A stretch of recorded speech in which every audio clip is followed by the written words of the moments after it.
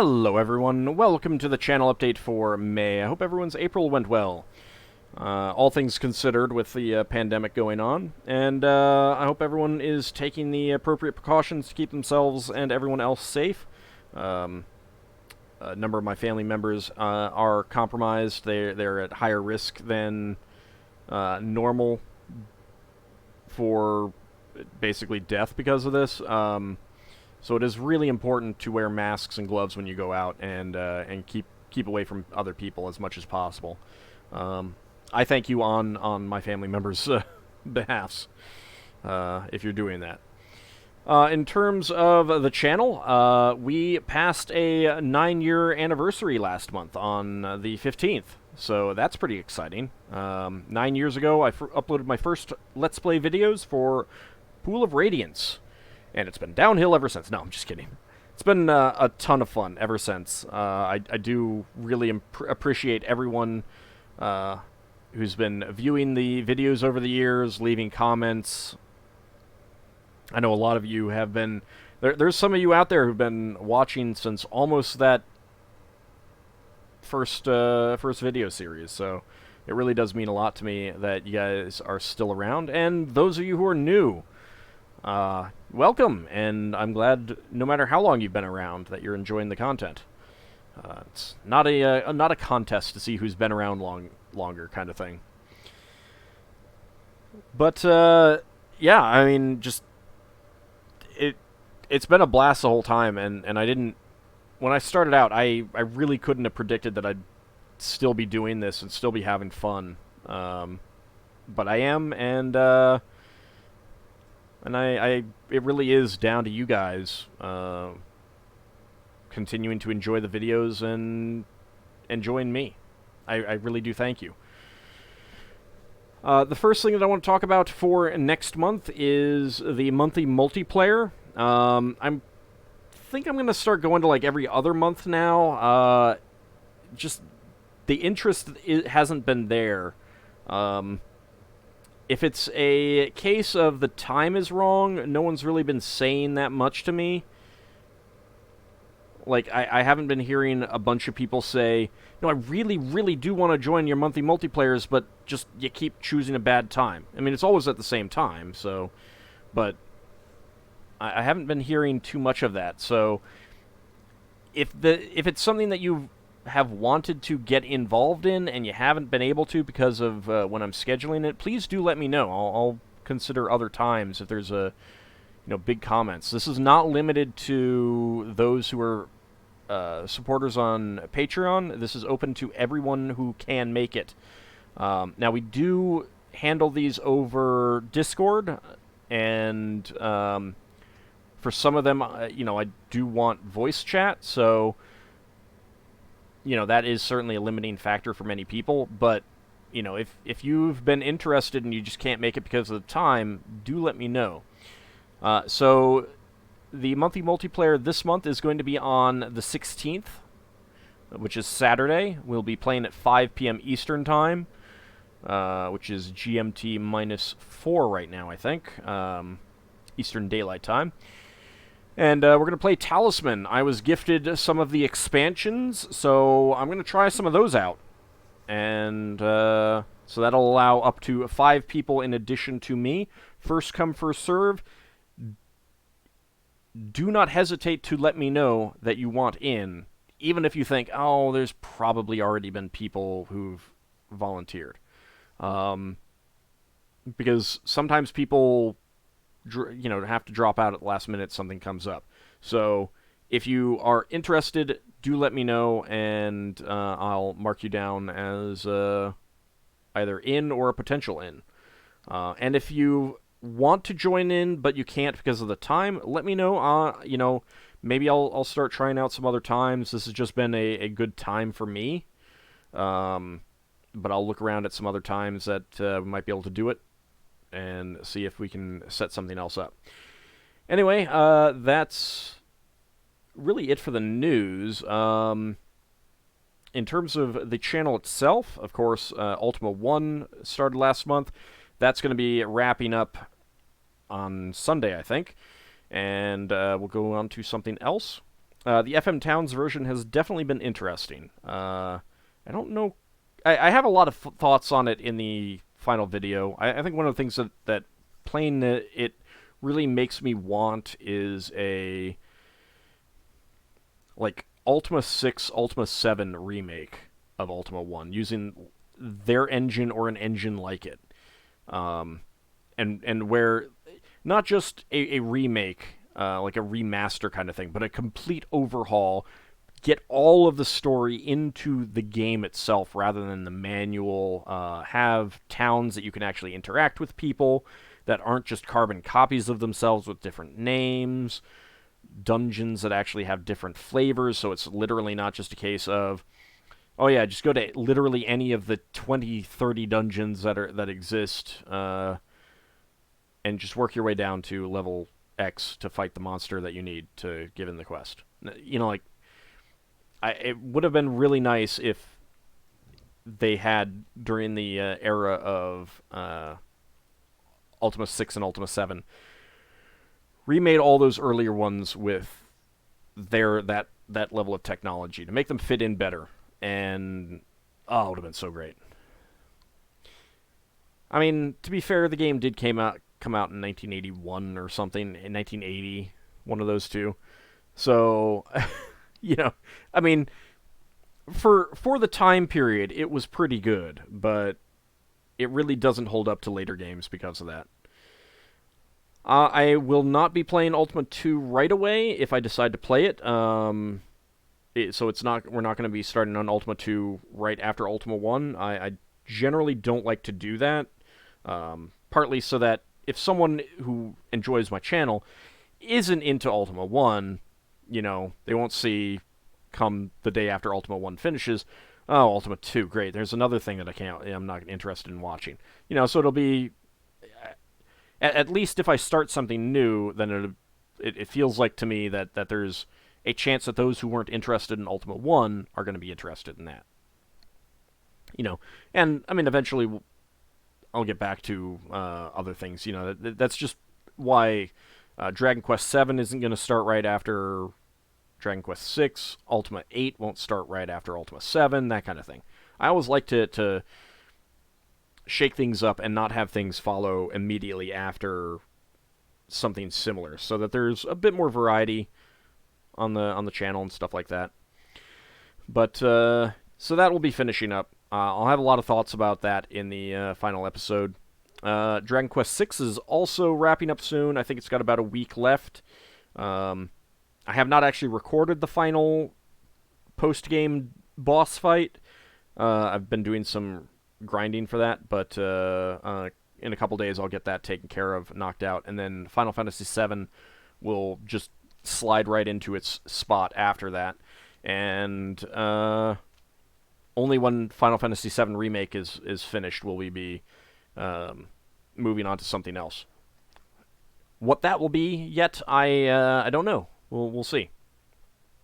There's a lot of ongoing series, though, that I could start on, so, you know, feel free to speculate.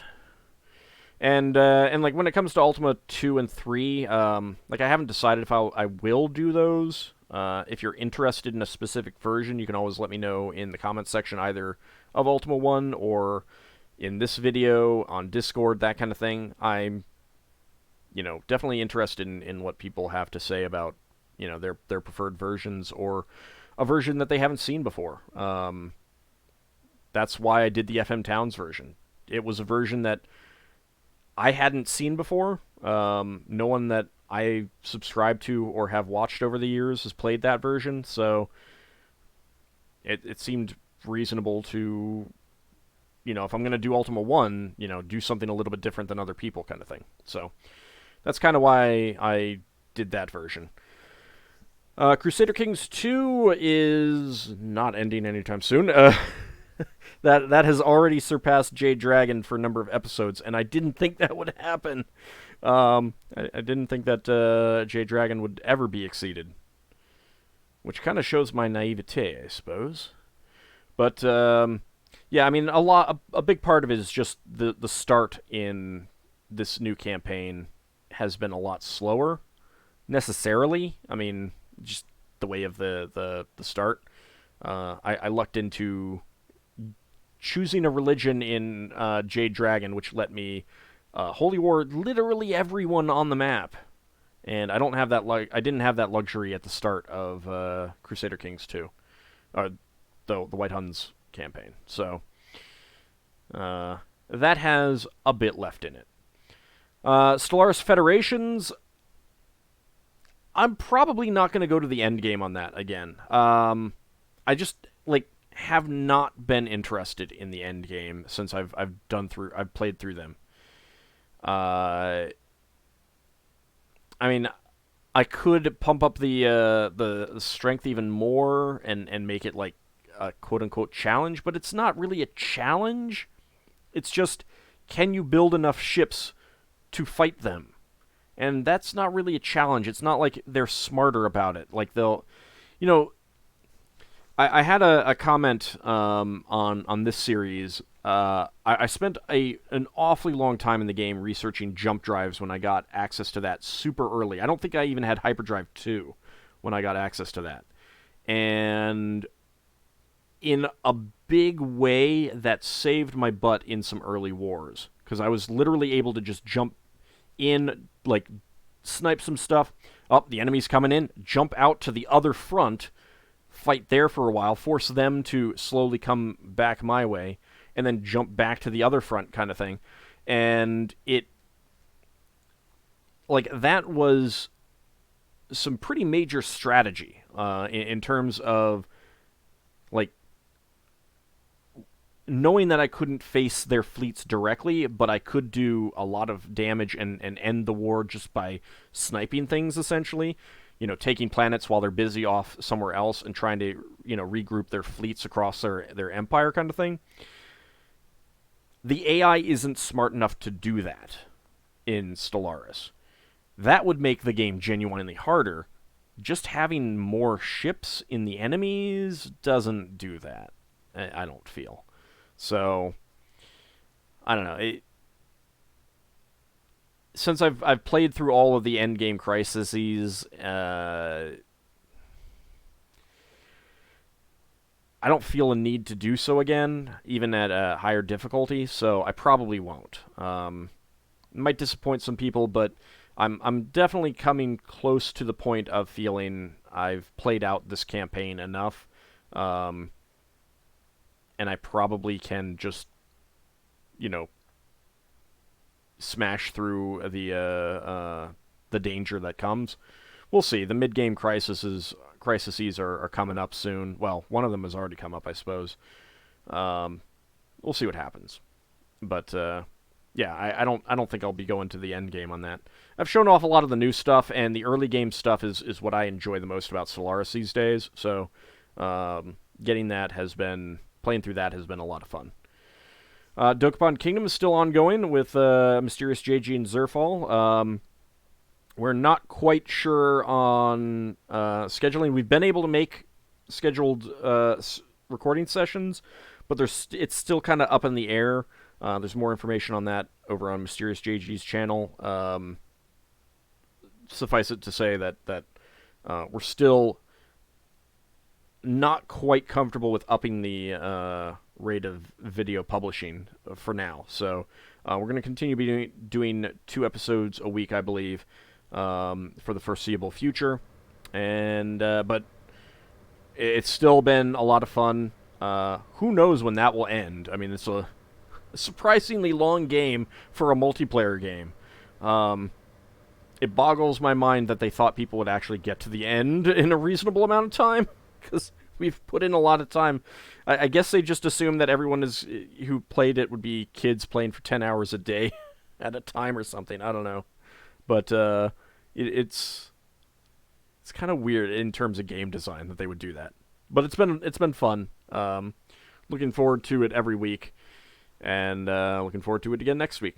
Do check out their channel. MysteriousJG's still got a lot of stuff going up. He's back on his schedule, it looks like, and Zerfall started streaming again. Retro games, C64 Sundays. So check out their channels and stuff like that as well. One of the reasons why I do co-op Let's Plays is to have the fun of playing with other people, but also to, kind of share the wealth, so to speak. Viewers that I have that they may not have gets exposed to other Let's Players that I like and appreciate. So check out their channels. Dragon Quest Builders 2 is long done, but I'm still uploading the videos, and they're going to be uploaded for a while, so it's got a lot left. I suppose I could increase the rate, but at the same time, I don't think the interest is there for an increased rate of uploads. So I'll just stick with them going up as is until it peters out. I have been streaming the XCOM Files mod for OpenXCOM in its place. I've started cutting those episodes up once I feel like I have enough that I don't need to worry too much about, making sure that I've gotten enough edited. Then I'll start uploading those as well. So that'll come pretty soon, probably in the next week or two. And Spelljammer campaigns on Saturdays still going strong. Do check those out. I do have the links up here on the top, and of course in video descriptions. This update will have the links, all that stuff. But you can also come to the main page, get links to my Discord, my Twitter, Patreon, Twitch, that sort of thing. I believe on the About tab there's some other links as well. But that's primarily it. I did go through these categories, and I think they're all updated. I had missed a couple games, but I believe they should all be there now. So if anyone notices a series that's missing, let me know, and I'll try to get that in there. So, and yeah, you can see J-Dragon, 162 episodes. And this is up to 167. I don't think that's all published yet, though. Yeah, 160. Still a week left. Cause I record on Thursdays, so basically you're looking at the full rest of the week. And I'll record another batch next Thursday. That's basically it for the channel news. If you have been following, I do post monthly Dungeons and Dragons deities, updating monster mythology and other sources to the Faiths and Avatars format. This is all 2nd edition, but most of the information is setting neutral or convertible. So check those out if you want some more detailed deities for non-humans in your Dungeons and Dragons campaigns. And these are mostly canon. The deities themselves are canon. So there's quite a bit there. This one is Gzemnid the Gas Giant, which is one of the other... the other beholder deity after Great Mother. It's an interesting one. It was very much one of those deities of, like, yeah, it's evil, but you can kind of work with it. So that's kind of what I tried to get through in its write-up. So do check it out, and I hope you enjoy it. If you would like to support the channel, please check out my Patreon or Ko-fi. These are the two good ways to support the channel. You can also support me on Twitch with subscriptions. Whichever way is best with you. There are also tips and things like that. It really does go a long way to keeping me producing videos. I'm at a pretty good amount, but still, it's always kind of on the edge right now, especially with the pandemic out there. Some people have had to, for perfectly understandable reasons, reduce the amount of support that they've been able to show me. It's perfectly understandable. A lot of people have been forced out of work, essentially, seeing their incomes taking hits and things like that. If you're in good shape and you have some spare cash, especially now that you're not going now to eat at restaurants for lunches and stuff like that. Um, if if the content has been helping you through this time, please do consider supporting me on Patreon or Ko-fi or Twitch. Even the $1 a month on Patreon, it does go a long way to supporting the channel, and it means a lot to me. The names of those who are supporting me are scrolling by on the bottom. I don't know how to convey exactly how much it means to me that you guys consider what I do to be good enough to, send some money my way and give me this support. It really does mean a lot to me. I really do appreciate it, and I want to thank you all again. Some of the names scrolling by, you guys have been supporting me for years, and it's fantastic. I really do appreciate it. I hope to continue providing more entertainment year after year. It's been 9 years. I don't know that I could say I hope for 9 more years, but certainly I do. Who knows where everything will be in 9 years? But if all things considered, I hope I'm still doing this in 9 years, and I hope you guys are still enjoying it in 9 years and beyond. So, thank you guys for all the support these 9 years, and I look forward to seeing your comments in future videos on Discord, during the Twitch streams, during my Dungeons & Dragons campaigns on Saturdays. I do appreciate it, and I'll talk to you in the next monthly update. See you then, everyone.